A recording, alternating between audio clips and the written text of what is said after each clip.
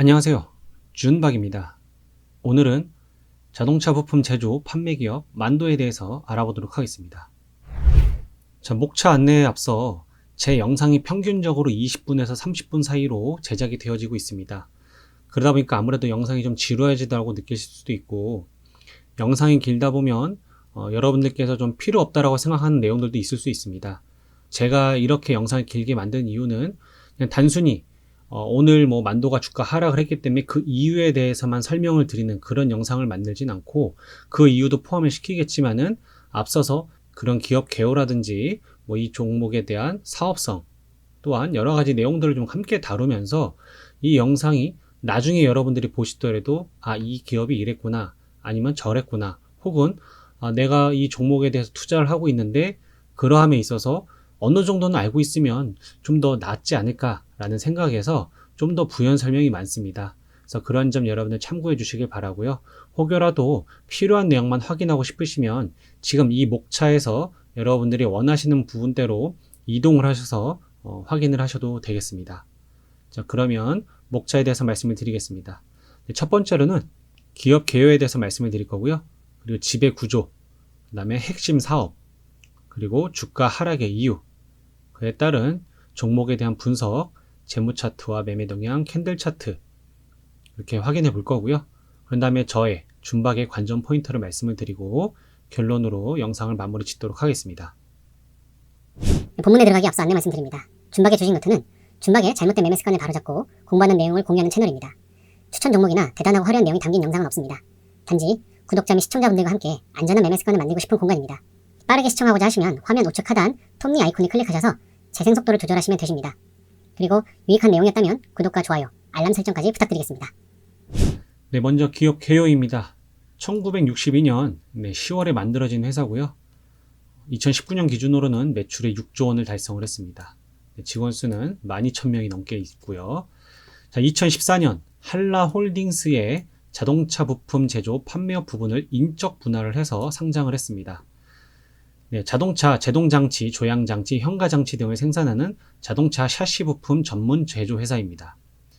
주요 매출처는 현대자동차, 기아자동차 및 현대모비스와 현대위아이며, 이에 대한 매출액은 2019년 기준으로 약 59%를 차지하고 있고, 북미 거점 OEM에서 19%의 비중을 차지하고 있습니다. 보시다시피 현대의 매출이 굉장히 많이 집중되어 있다는 걸 아실 수가 있습니다. 근데 지금 보고 계시는 이 사진은 우리나라 이제 판교에 있는 만도 본사입니다. 글로벌 R&D 센터가 있고요. 또 국내 사업장으로는 평택에 있고 원주에 있고 그다음에 익산에 있습니다. 네, 해외 사업장도요. 보시다시피 굉장히 많습니다. 그렇죠? 뭐 스웨덴, 폴란드, 독일, 인도, 터키, 말레이시아, 인도네시아, 중국, 일본, 멕시코, 미국, 브라질 이렇게 글로벌 해외 사업장이 2020년 3월 기준으로 12군데가 있습니다. 네, 만도의 지배 구조입니다. 먼저 지분율을 먼저 확인할 텐데요. 기준은 2021년 3월 23일이고 주요 주주가 한라홀딩스입니다. 자, 한라홀딩스에서 30%의 지분율을 가지고 있고요. 만도의 대표이사이자 한라그룹의 회장인 정몽훈 회장은 거의 보유 지분을 여기 갖고 있지 않습니다. 하지만 한라홀딩스의 보유 지분을 가지고 있죠. 네, 그렇게 되어 있고요. 보시다시피 한라그룹의 지주회사 한라홀딩스를 중심으로 핵심 계열사인 한라와 만도를 지배하고 있습니다. 이렇게 한라홀딩스가 한라와 만도를 지배하는 구조입니다. 저도 이 종목에 대해서 알아보면서 만도라는 기업이 한라그룹의 계열사라는 것을 이번에 알았습니다. 네, 그래서 한라그룹의 홈페이지 들어가게 되면요, 사업 부분에 자동차를 확인하시게 되면 바로 이렇게 만도가 바로 나오게 되고, 이번에 인수한 만도 헬라 일렉트로닉스도 나오고요, 만도 브로제라는 기업까지 확인할 수 있습니다. 자, 현재 정몽원 만도 대표이사 그리고 한라그룹 회장은 고 정인영 한라그룹 명예회장의 아들입니다. 그리고 고 정인영 한라그룹 명예회장의 친형이 바로 고 정주영 현대그룹 명예회장입니다. 자, 그러면 자 보세요. 현대, 한라, 만도 이렇게 연관관계가 형성이 되겠죠. 그렇기 때문에 현대차라든지 현대그룹주들에게 만도의 자동차 부품이라든지 이런 부분들이 절반 이상의 매출을 차지할 정도로 서로 깊은 관계가 있다는 걸 우리는 이렇게 알 수가 있습니다. 네, 다음은 핵심 사업이고요. 먼저 자동차 부품입니다. 네, 감속하거나 정지시키는 장치인 제동 장치가 있고요. 회전축 방향을 바꾸는 장치인 조향 장치, 그리고 충격을 흡수하는 장치인 현가 장치가 있겠습니다. 각각 여러 가지 품목들이 있고요. 그런 다음에 이렇게 주요 고객사들, 현대기아차 기본이 되겠고 글로벌 완성차 업체들과도 거래를 하고 있습니다. 그리고 마이크로 모빌리티 플랫폼이 있고요. 마찬가지로 친환경 사업이 있는데요. 전기차 배터리 충전 장치를 만들고 있고요.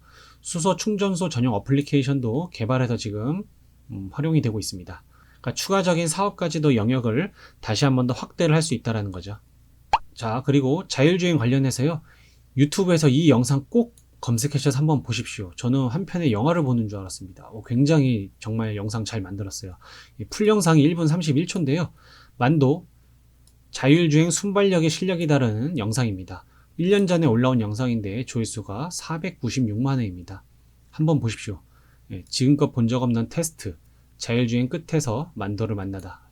이 영상 보고서 굉장히 영상도 굉장히 잘 만들었지만은 자율주행에 대한 테스트를 이런 식으로도 할 수 있구나. 특히나 여러분들 이 오토바이 운전하신 요 2명 잘 보십시오. 어떻게 운전하는지. 둘이서 평행 운전을 하는데 굉장히 잘합니다.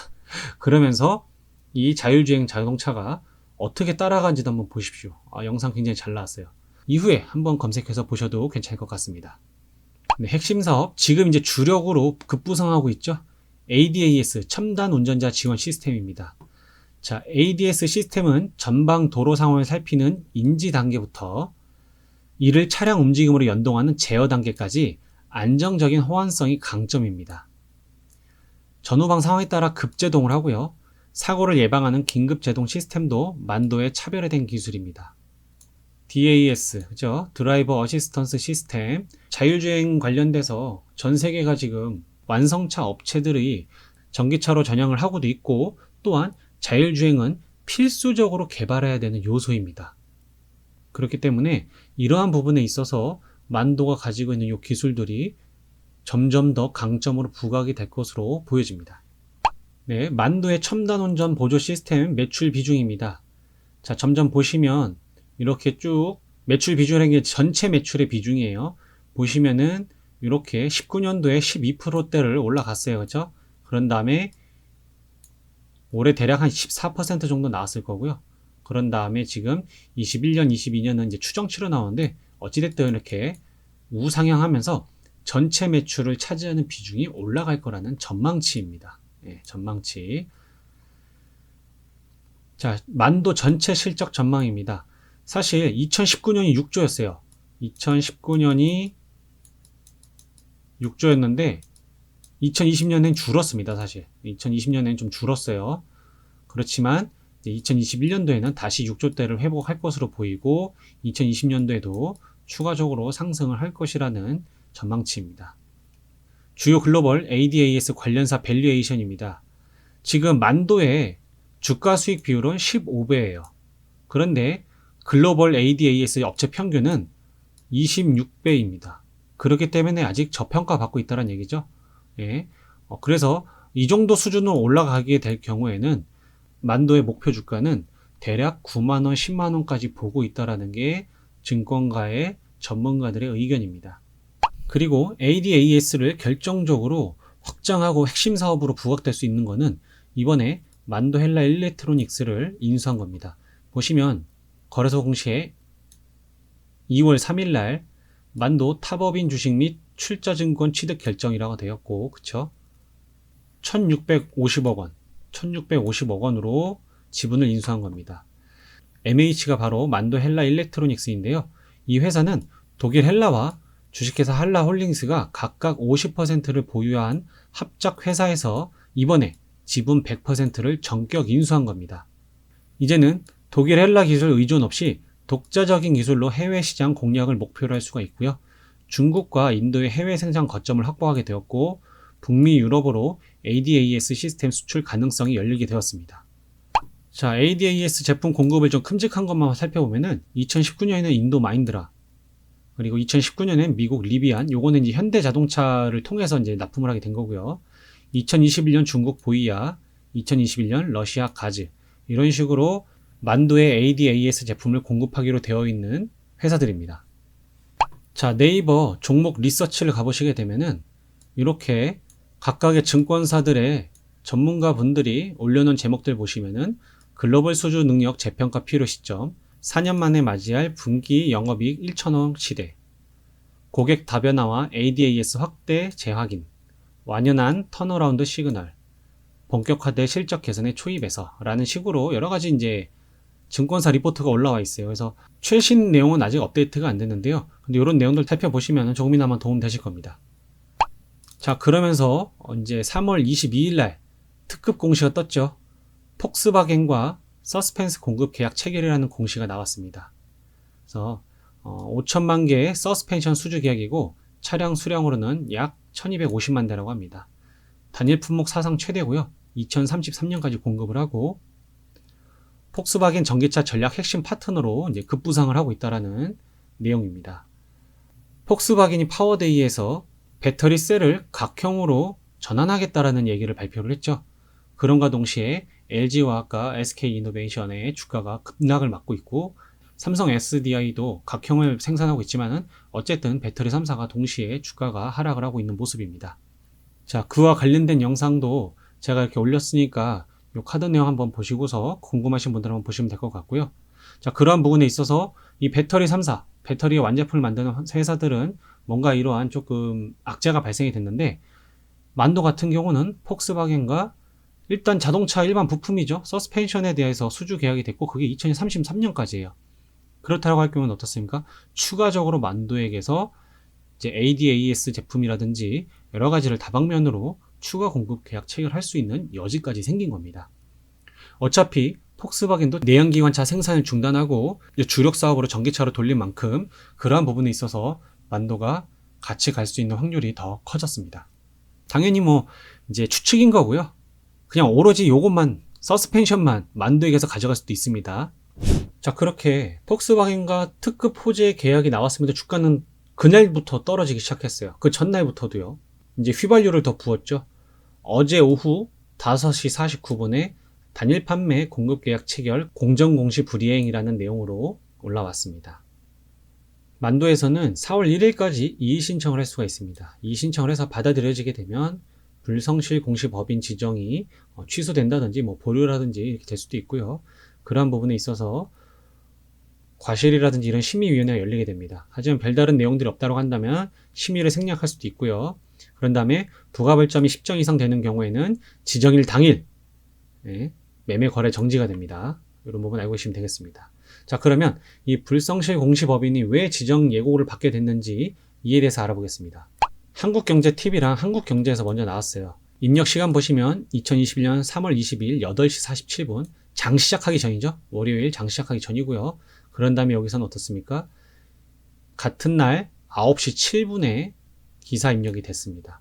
자, 이렇게 그러니까 말 그대로 기사가 먼저 나왔어요. 일단 그런 다음에 공시에는 어때요?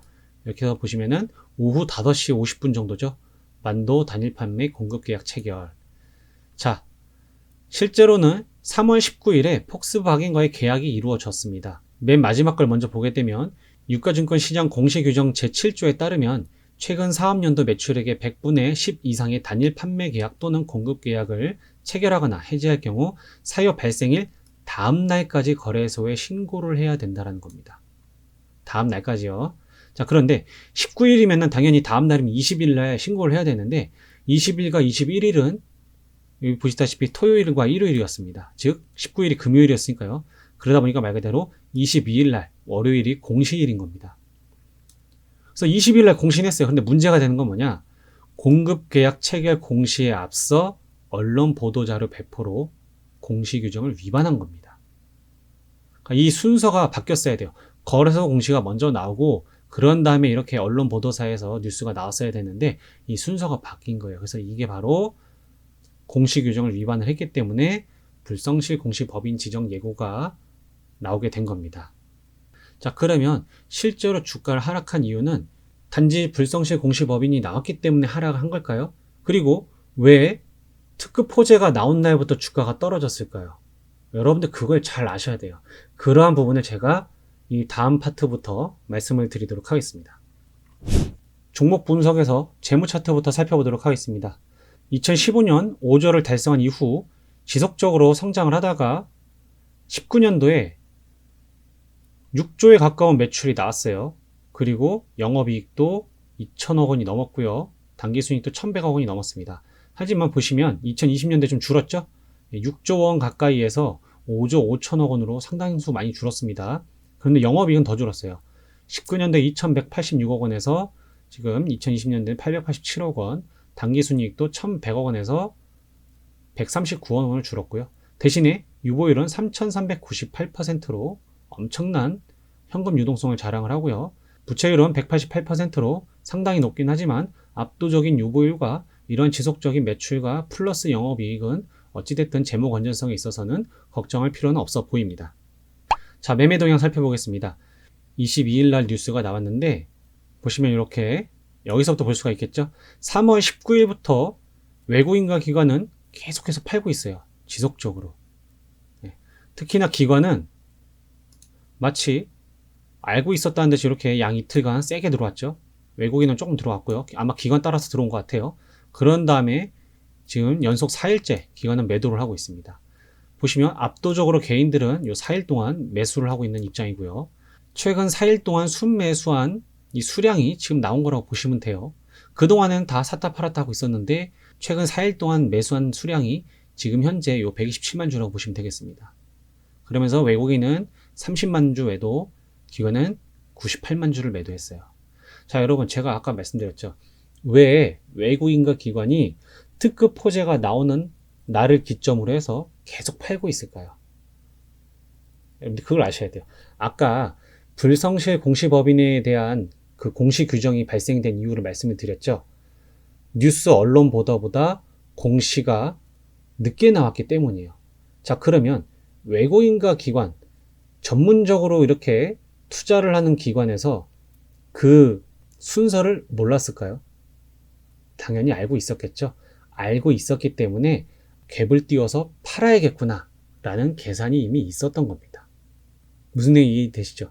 즉 일단은 호재가 나왔음에도 주가가 하락할 거는 불보듯 뻔한 걸 알고 있었어요. 이 사람들은. 왜냐? 뉴스가 먼저 나온 걸 아니까요. 시간을 바로 확인했겠죠. 공시 아직 안 떴는데 뉴스가 먼저 나왔네? 그러면 일단 갭 띄워서 팔자. 왜냐? 불성실 공시법인 지정될 거니까. 그러면 불성실 공시법인 지정될 때까지 어느 정도 주가가 계속 조정을 받겠죠. 그래서 일단은 이들은 차익 실현 물량 던지고요. 그런 다음에 어떻습니까? 아마도 좀 급하신 분들, 개인 투자자분들이 좀 물량을 넘기겠죠. 그럴 때 외국인과 기관이 가져가지 않을까라는 추측을 해볼 수가 있겠습니다.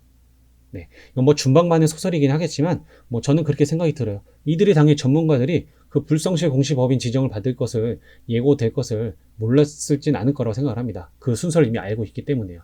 그렇기 때문에 지금 기관과 외국인은 주가 하락의 요인인 거죠. 이들이 그거 알고 있으니까 던지는 거예요. 네. 지금 떨어지는 건 어쨌든 단기 조정이라고 보이고요. 하지만 지수라든지 이런 것들과 연관 지어서 같이 볼 필요는 있겠습니다. 네, 이렇게 매매 동향 살펴봤고요. 네, 연봉 차트입니다. 보시면 신고가를 써가고 있는 캔들이에요. 지금 보시면 이렇게 기존에 이때가 62,600원이네요. 18년도에 가장 높았던 금액대가 62,600원대를 뚫은 캔들이 나왔죠. 이런 부분이기 때문에 혹여라도 주가가 만에 하나 더 밀린다라고 할 경우에는 62,600원을 우리가 집중적으로 한번 볼 필요가 있겠습니다. 보시면 2020년도에도 고점이 62,600원 요 부분이에요. 요런 부분. 이런 부분들 잘 우리가 확인할 수가 있겠습니다. 그러니까 즉 62,600원 부분을 혹여라도 추가적으로 조정을 받더라도 지지할 수 있는지를 한번 판단해 보면 좋을 것 같습니다. 자, 그 다음 월봉입니다. 여기서 62,600원 그어보겠습니다. 자, 62,600원을 연봉상에서 봤던 62,600원을 선을 그었더니 자, 요런 데서 보시면은 저항, 지지, 그리고 요번에도 아래꼬리 지지 달고 있는 모습. 이때도 저항과 지지의 역할을 하는 모습을 보여주고 있죠. 주봉입니다. 여기서도 62,600원 그어보겠습니다. 자, 62,600원을 그었더니 자, 요런 부분에서 좀 더 상세하게 좀 더 확대해서 봐볼까요? 네, 보시면 62,600원 부근에서 윗골이 되고 저항을 맞았어요. 그렇지만 어떻습니까? 아예 갭으로 띄워버렸죠. 갭으로 뚫어버리고 그런 다음에 어떻습니까? 62,600원 부분을 지지하면서 우측으로 가다가 다시 62,600원을 갭하락으로 내려갔어요. 그런 다음에 어때요? 저항으로 바뀌었죠. 2017년도 연말의 모습을 확인을 했고요. 다시 최근입니다. 자, 올해 1월에 이 62,600원을 작년에 못 뚫다가 강력하게 뚫어줬어요. 그런 다음에 그 윗단의 시세가 형성이 되더니 어떻습니까? 2월 마지막 주에는 여기를 지지를 했고요. 3월 첫째 주에도 여기를 지지를 했습니다. 그런 다음에 지속적으로 여기 지지하면서 주봉상 이 노란색 20주봉선을 아랫꼬리가 지지한 모습 확인할 수가 있어요. 그런 모습을 지금 지켜볼 수가 있습니다. 자, 그러니까 어떻게 보면 정확하게 이 62,600원이 굉장히 중요한 가격이에요. 그렇죠? 만에 하나 여기를 다시 지지해 준다면은 반등이 나올 수도 있겠지만은 혹여라도 여기를 깨트리면은 중요한 가격대이기 때문에 추가적인 하락을 예상해 볼 수가 있다라는 겁니다. 자, 그러면 이번에 일봉으로 가보겠습니다. 일봉에서도 62,600원 그어보겠습니다. 자, 어쨌든 만돈 지금 현재 신고가 영역입니다. 네, 이렇게 봤더니 62,600원이 이 당시에는 이렇게 저항을 맞다가 뚫고 올라가줬죠. 그런 다음에 주가가 신고가 놀이를 하다가 내려오게 됩니다. 그런 다음에 여기서 지지를 받았지만 다시 저항을 맞고 또 지지를 받았지만 저항을 맞고 떨어지고 다시 지지하고 올라가고 이런 식의 반복된 모습을 보여주고 있어요. 그래서 오늘의 이 하락이 추가적으로 지금 윗골이 달고 내려왔죠. 만약 하락을 더 받는다면 21선을 지지할 수도 있겠지만은 62,600원까지 내려올 수도 있겠습니다. 또는 이 모습처럼 잠시 이탈하는 모습도 보여줄 수도 있어요. 그런 부분들까지 우리가 염두에 될 것 같습니다. 대신에 1월 11일 날 이렇게 고점을 찍고 이 하락 추세 보이시죠? 이 하락 추세를 지금 저항을 맞고 저항을 맞았었지만 뚫고 올라갔죠. 그런 다음에 다시 조정을 받고 있는데 이때 지금 이 하락 추세선과 우측으로 뻗어 있는 62,600원에 1차적으로 이 부분에서 만약에 떨어지더라도 한 번은 반등이 나오고 그런 다음에 한 번 더 떨어지지 않을까라는 생각을 해볼 수가 있겠습니다. 불성시에 공시 법인이 지정되기 전날이라든지 뭐 직후에 한 번은 더 좀 더 개인 투자자들에게 쇼크를 주기 위해서 위협적인 움직임이 나올 수도 있겠지만은 어찌됐든 이 62,600원 기준으로 해서 여기를 지지할 것으로 보여요. 대신에 이 우측 하락 추세선 밑으로만 내려가지 않으면 좋을 것 같습니다. 잠시나마 아까 말씀드린 것처럼 이런 식으로 캔들이 잠깐 내려갈 수는 있어요. 하지만 빠르게 다시 이런 식으로 회복을 해준다고 하면은 충분히 우리는 이 62,600원 회복했을 때 떨어질 때는 말고요. 62,600원 회복을 했을 때는 한번 분할 매수로 접근해 볼 수도 있겠습니다.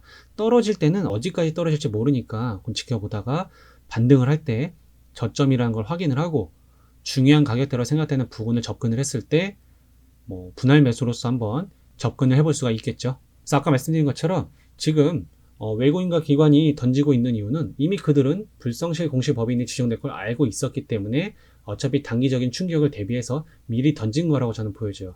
그와 맞춰서 지금 지수도 하락 추세에 있고 힘을 못 쓰고 있기 때문에 그와 맞춰서 특별한 수급 없이 지금 주가가 힘이 없는 겁니다. 그런 상황에서 지금 개인 투자자들만 매수를 하고 있기 때문에 주가 상승보다는 하락의 기운이 강한 거예요. 결국에는 외국인과 기관이 들어와 줄 때 그때 같이 노를 저어야 여러분들 제가 봤을 때 만도에서 수익을 낼 확률이 커질 것 같습니다.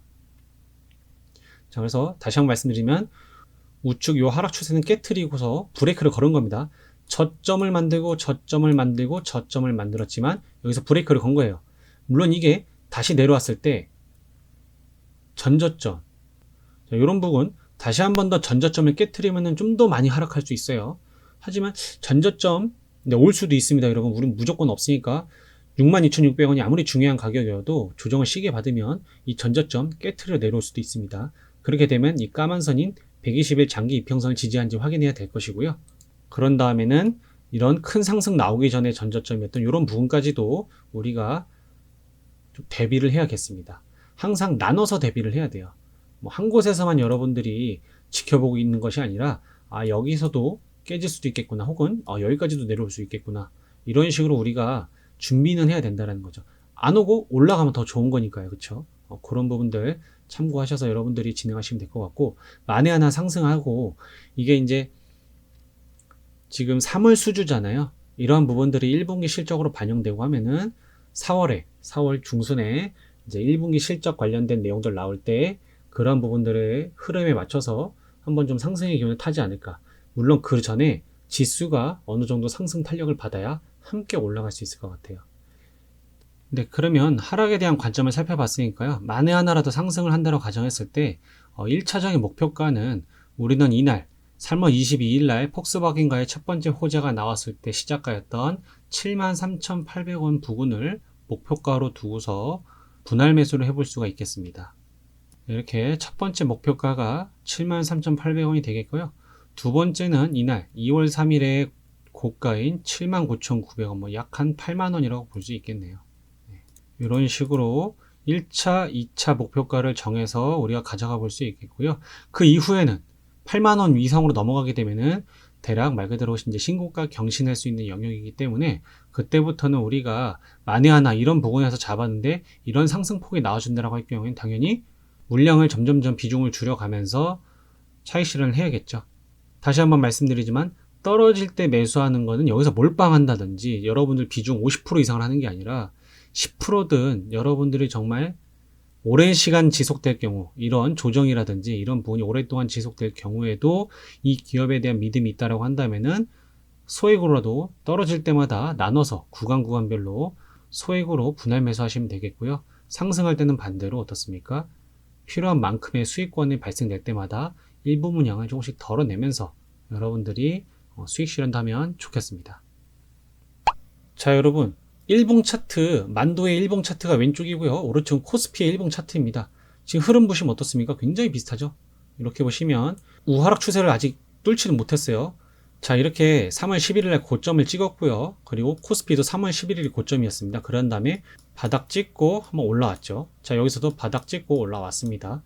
또한 여기서도 한 번 더 저점이 내려갔지만 바닥 찍고 올라왔고요. 여기서도 저점 내려오면서 바닥 찍고 올라왔습니다. 그런 다음에 지속적으로 이렇게 저점을 내렸어요. 마찬가지로 지수도 더 저점을 내렸습니다. 그런 다음에 이렇게 반등이 나올 때 만도는 우하향 추세를 깨트리는 상승 흐름이 나왔고요. 코스피는 아직 이 우하향 추세를 깨트리는 움직임이 안 나왔어요. 그러니까 지금 요 위치와 요 위치가 지금 다른 겁니다. 그렇죠? 결국 전반적인 이 캔들이 만들어지는 흐름이 코스피와 거의 비슷하게 만들어지고 있다는 거 알아두시면 좋을 것 같습니다. 네, 준박의 관전 포인트입니다. 특급 호재, 불성실 공시법인 지정 예고가 주가 하락을 불러일으키고 있습니다. 자, 외국인과 기관은 특급 호재에도 매도를 했죠. 자, 그건 뭡니까? 아까 말씀드린 거 이렇게 불성실 공시법인 지정 예고를 알고 있었다라는 겁니다. 그리고 현재는 개인 투자자에 집중된 매집의 형태를 보여주고 있고요. 아까 말씀드린 것처럼 코스피 지수와 캔들 움직임 관찰이 필요하겠습니다. 단기 하락 추세를 전환할 때 이 수급 확인이 이제 필수가 되겠고요. 비중을 조절하면서 분할 매수 관점으로 괜찮을 것 같습니다. 단기적인 목표로 들어가기보다는 중장기 목적으로 보시면 훨씬 더 좋을 것 같습니다. 그리고 충분히 매력적인 기업입니다. 네, 결론입니다. 주가가 오르기 전에 떨어질 만도 하다입니다. 네, 여러분 구독과 좋아요 알람 시청 무료입니다. 이번 영상 여기서 마치도록 하겠습니다. 감사합니다.